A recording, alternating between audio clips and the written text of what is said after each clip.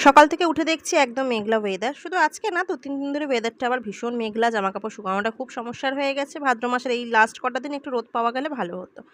তো যাই হোক, জামাকাপড়গুলো যেগুলো আধ ভেজা ছিল বাইরে সব দিয়ে দিলাম।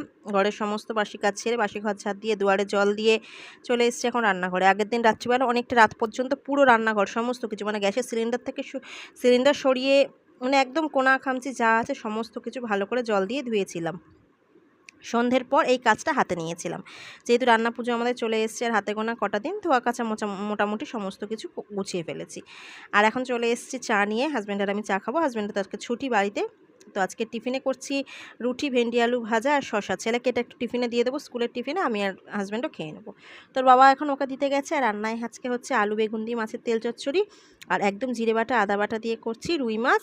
আর ওই গোটা কত ওই ৫-৬টার মতো একটু পার্শে মাছ এনেছিল, একবারেই সব বেশি করে ধনেপাতা দিয়ে ঝোল করে নিলাম।